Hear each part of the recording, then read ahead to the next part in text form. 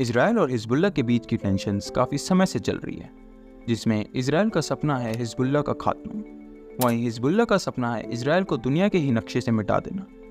लेकिन इन सब के बीच एक सेंट्रल दीवार थी जिसका नाम था हसन नसरुल्लाह। बहुत बार मोसाद ने नसरुल्लाह को निशाना बनाने की कोशिश की, लेकिन हर बार नसरुल्लाह बच के निकल जाते थे। लेकिन वो दिन आया जब इजराइल ने अपने खास प्लान के जरिए नसरुल्लाह को ख़त्म कर दिया।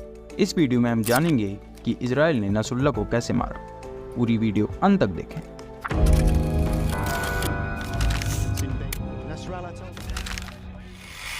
हसन नसरुल्लाह हिजबुल्लाह के सेक्रेटरी जनरल थे। हिजबुल्लाह के एक अहम पॉलिटिकल और मिलिट्री लीडर। 1992 से उन्होंने हिजबुल्लाह को लीड किया था और इजराइल के खिलाफ 2006 लेबनान वॉर में हिस्सा लिया था।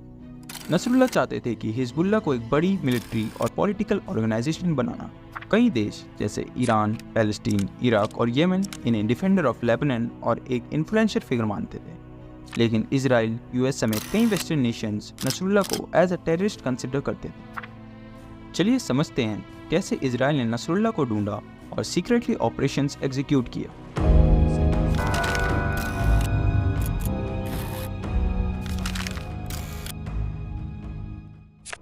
नसरुल्लाह अपनी सिक्योरिटी के लिए अंडरग्राउंड बंकर्स में छुपा करते थे।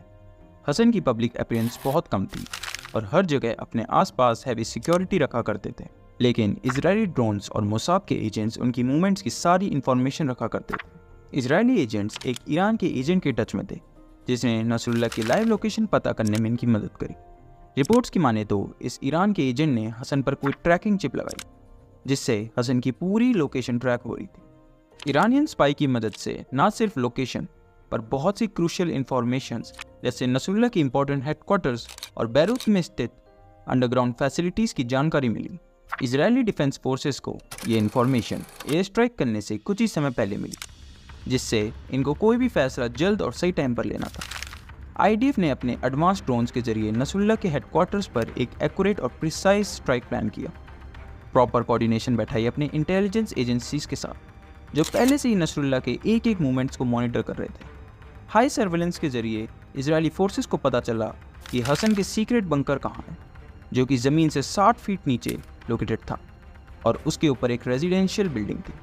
27 सितंबर को इजरायली फाइटर जेट्स ने प्रिसाइज अटैक एग्जीक्यूट किया और approx 80 ton of munitions drop करे उस साइट पर। आईडीएफ ने पहले ही कंफर्म किया था कि इस ऑपरेशन में नसरुल्लाह के साथ 20 और मिलिटेंट्स को मार गिराया गया है। आईडीएफ ने बाद में ये भी कंफर्म करा कि नसरुल्लाह ही नहीं लेकिन साथ ही साथ अली कराकी को भी मार गिराया गया है, जो हिजबुल्लाह का एक इम्पॉर्टेंट सीनियर कमांडर था। इस अटैक के बाद हिजबुल्लाह ने पहले कोई कंफर्मेशन देने से मना कर दी, लेकिन बाद में उन्हें खुद ही एक्सेप्ट करना पड़ा कि हसन नसरुल्लाह की डेथ हो चुकी है। नसरुल्लाह की मौत से हिजबुल्लाह को टेम्परेरी धक्का ज़रूर मिला, लेकिन बहुत जल्द एक नया लीडर हिजबुल्लाह अपॉइंट कर देगा। नसरुल्लाह की असैसिनेशन से मिडल ईस्ट में टेंशन्स और बढ़ सकते हैं।